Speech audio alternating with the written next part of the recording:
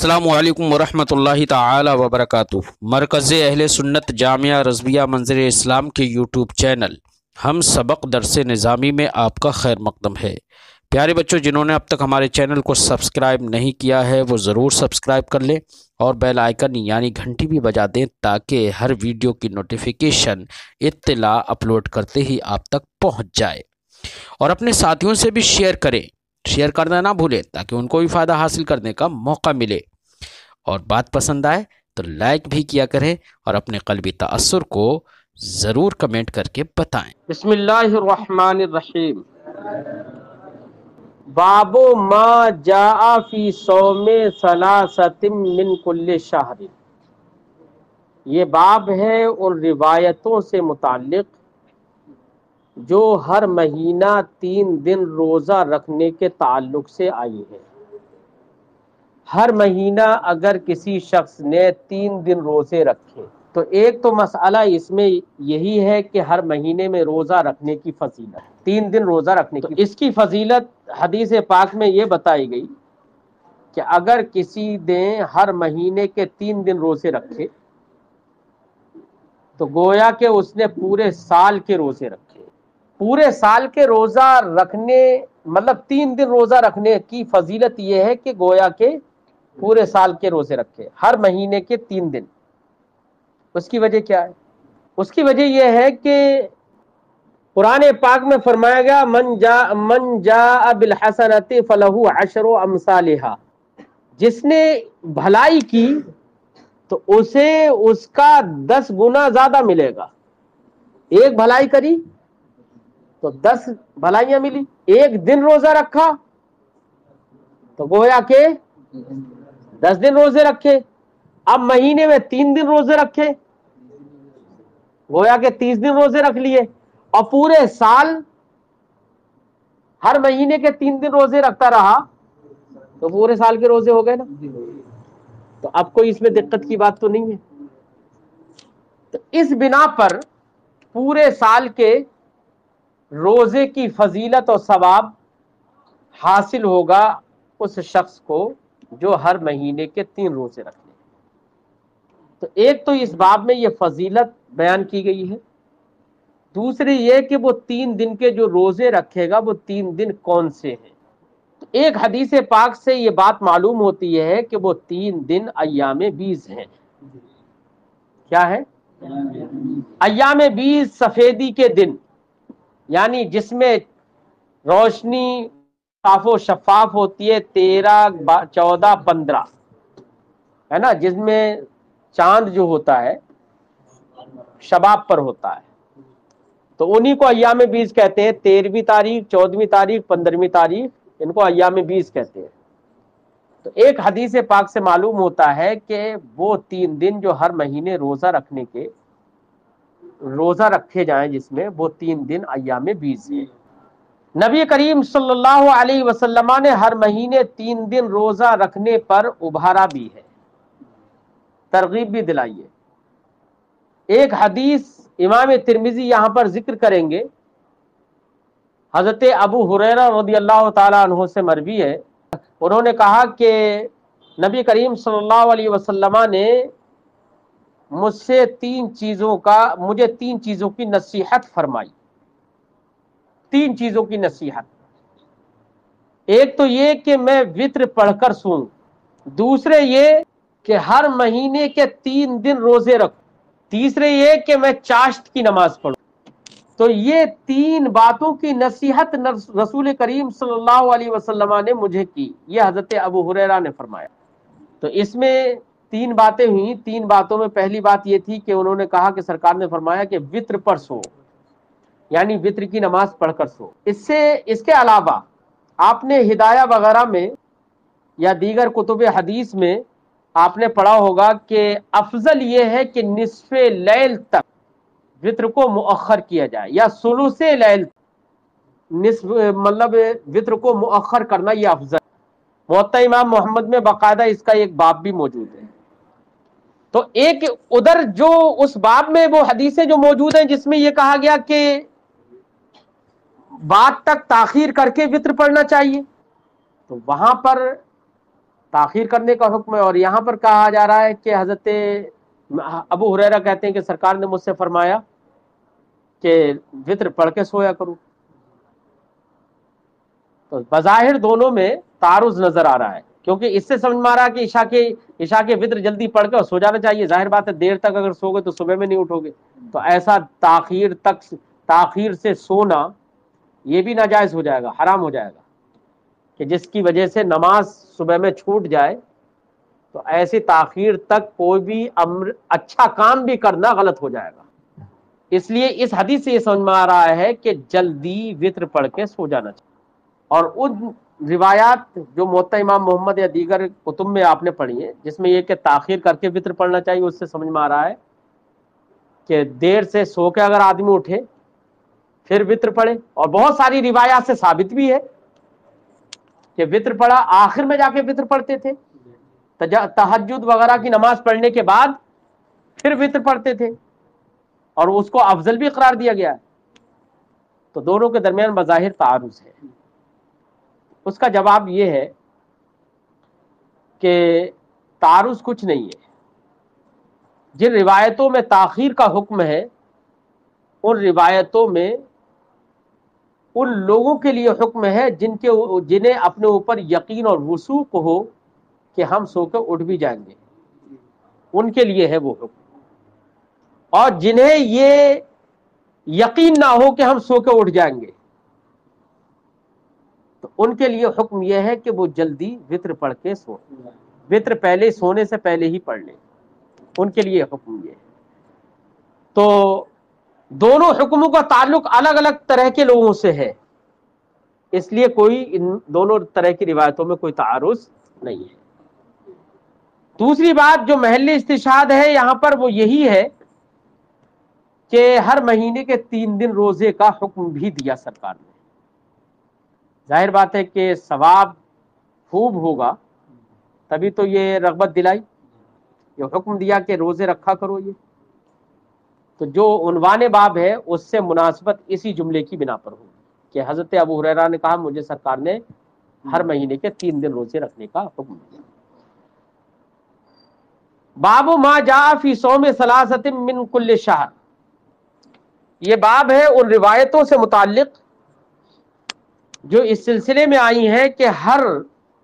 مہینے کے 3 دن روزے رکھنا، یا ہر مہینے کے 3 دن روزہ رکھنے کے سلسلے میں آئی ہیں۔ حدثنا قتیبہ حدثنا ابو عوانہ عن سماک بن حرب، ہم سے حدیث بیان کی قتیبہ نے، وہ کہتے ہیں ہم سے حدیث بیان کی ابو عوانہ نے، وہ روایت کرتے ہیں سماک بن حرب سے، وہ روایت کرتے ہیں عن ابی الربیع، ابو الربیع سے، وہ روایت کرتے ہیں عن ابی ہریرہ، حضرت ابو ہریرہ سے۔ قال، حضرت ابو ہریرہ نے فرمایا، عہد الی رسول اللہ صلی اللہ علیہ وسلم، عہدہ یعہد سمع سے، الا جب صلہ آئے تو اس کا معنی نصیحت کرنا۔ کیا معنی ہوتا ہے؟ ہاں، جیسے کہ مولوی نشا وغیرہ میں آپ نے ایک جگہ پر مقالے میں پڑھا بھی ہوگا، وَقُن، اب بھائی نے یا باپ نے اس سے کہا وَقُن کما عہدت الیک، اور ویسے ہو جاؤ جیسے کہ میں نے تمہیں نصیحت کی تھی۔ عہد الی رسول اللہ صلی اللہ علیہ وسلم، ربی کریم صلی اللہ علیہ وسلم نے مجھے نصیحت فرمائی تھی ثلاثۃ، 3 باتوں کی۔ ایک تو یہ کہ اللہ انام الا علی وتر، میں نہ سوؤں مگر وتر پر، وصوم ثلاثۃ ایام، اور سرکار نے مجھے نصیحت فرمائی تھی من کل شہر، ہر مہینے کے 3 دن روزہ رکھنے کی، وان اصلی الضحیٰ، اور اس کی نصیحت فرمائی کہ میں چاشت کی نماز پڑھوں۔ حدثنا، چاشت کی نماز کے بارے میں تو بعض روایتوں میں یہ بھی ہے کہ اگر کوئی شخص چاشت کی نماز پڑھنے کا عادی ہے تو اگر اس کے گناہ سمندر کے جھاگوں کے برابر بھی ہوں گے تو اللہ رب العزت ان کو معاف فرما دے۔ حدثنا محمود بن غیلان، ہم سے حدیث بیان کی محمود بن غیلان نے، وہ کہتے ہیں ہم سے حدیث بیان کی ابو داؤد نے، انبانا شعبۃ، وہ کہتے ہیں ہمیں خبر دی شعبہ نے روایت کرتے ہوئے عامش سے قال انہوں نے کہا سمعت یحیی ابن بسام میں نے یحیی ابن بسام کو یحدث بیان کرتے ہوئے سنا عن موسی بن طلحہ وہ روایت کرتے ہیں موسی بن طلحہ سے قال انہوں نے کہا سمعت ابا ذر یقول میں نے حضرت ابو ذر رضی اللہ تعالی عنہ کو کہتے ہوئے سنا قال رسول اللہ صلی اللہ علیہ وسلم یا ابا ذر اذا صمت من الشہر 3 ایام فصم 13 و14 و15 تو سرکار نے فرمایا کہ جب تم مہینے کے 3 روزے رکھو فصم تو تم روزہ رکھو 13 13ویں کا ہے 13 14 15 کا روزہ رکھو 13 14 15 کا یعنی ایام 20 تو اس سے یہ معلوم ہوا کہ ہر مہینے کے جن روزہ رکھنے 3 دن روزہ رکھنے کے تعلق سے جو روایتیں ہیں ان سے تعین ہو رہی ہے کہ وہ 13 14 15 والے ان تاریخوں کے روزے ہیں اسی لیے امام ترمذی نے اس حدیث کو بھی یہاں پر ذکر کیا وفی الباب عن ابی قتادہ اور باب میں حضرت ابو قتادہ سے بھی روایت ہے عبداللہ ابن عمرو سے بھی ہے قرہ ابن ایاس المزنی سے بھی ہے اور عبداللہ ابن مسعود اور ابو اقرب سے بھی ہے اور حضرت عبداللہ ابن عباس سے حضرت عائشہ سے حضرت قتادہ ابن ملحان سے اور عثمان ابن ابی عاص سے اور جریر سے ان تمام حضرات سے اس باب میں روایتیں موجود ہیں قال ابو عیسیٰ حدیث ابی ذر حدیث حسن امام ترمذی فرماتے ہیں کہ حضرت ابو ذر کی جو حدیث ہم نے ذکر کی ہے وہ حدیث حسن ہے وقد رویا فی بعض الحدیث ان من صام 3 ایام من کل شہر کانا کمن صامت دہرا اور بعض حدیثوں میں یہ بات بھی ہے کہ کسی نے اگر ہر مہینے کے 3 روزے رکھے 3 دن کے روزے رکھے کانا کمن صامت دہرا تو یہ 3 دن کے روزہ رکھنے والا شخص ایسے ہی ہوگا جیسے کہ پورے اپنی زندگی کے اس نے روزے رکھے کیونکہ ہر مہینے کے 3 روزے رکھے گا تو 10 روزوں کے برابر 1 روزہ ہو گیا وہ اسی آیت کریمہ کی بنا پر میں نے بتایا امام ترمذی بھی اس کو ذکر کر رہے ہیں استدلال کے طور پر حدثنا حناد حدثنا ابو معاویہ عن عاصم الاحول عن ابی عثمان ہم سے حدیث بیان کی حناد نے وہ کہتے ہیں ہم سے حدیث بیان کی ابو معاویہ نے وہ روایت کرتے ہیں عاصم احول سے وہ روایت کرتے ہیں ابو عثمان سے عن ابی ذر وہ روایت کرتے ہیں حضرت ابو ذر سے قال انہوں نے کہا قال رسول اللہ صلی اللہ علیہ وسلم من صام من کل شہر 3 ایام فذلک صیام الدہر سرکار نے فرمایا کہ جس شخص نے ہر مہینے کے 3 دن کے روزے رکھے فذالک صیام الدہر تو یہی 3 دن کے روزہ رکھنا ہی پورے زمانے یعنی اپنی پوری زندگی کے روزے رکھنا ہے یا دہر سے مراد سال ہی ہو پورے سال کے روزے رکھنا ہے فانزل اللہ یہ رسول کریم نے ارشاد فرمایا اب طرز بیان حدیث کا دیکھیے فانزل اللہ تبارک و تعالی تصدیق ذالک فی کتابی تو اللہ رب العزت نے نبی کریم کے اس فرمان کی تصدیق کے لیے اپنی کتاب میں یہ آیت کریمہ نازل فرمائی کیا من جاء بالحسنۃ فلہ 10 امثالھا الیوم ب10 ایام یہ آیت کریمہ نازل فرمائی اللہ نے کہ جو شخص ایک بھلائی لے کر آیا کسی نے ایک بھلائی کی فلہ 10 امثالھا تو اس ایک بھلائی کے بدلے میں اس کے لیے 10 بھلائیاں ہوں گی اب اس آیت کریمہ کا نتیجہ یہ نکلا الیوم ب10 ایام ایک دن 10 دن کے برابر ہو گیا اس کا نتیجہ یہ نکلا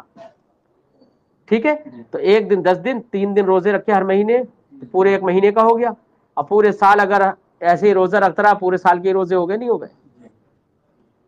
اچھا میں یہاں پر ایک بات بتا رہا ہوں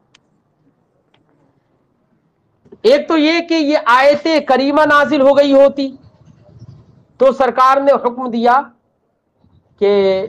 1 دن کا روزہ رکھنا 10 دن کا روزہ رکھنا ہے، لیکن یہاں کا طرز بیان یہ بتا رہا ہے کہ نبی، یہ آیت کریمہ بعد میں نازل ہوئی ہے، نبی کریم صلی اللہ علیہ وسلم کے قول کی تصدیق کے لیے کہ سرکار نے جو فرما دیا۔ تو اس سے ایک بات یہ سمجھ میں آتی ہے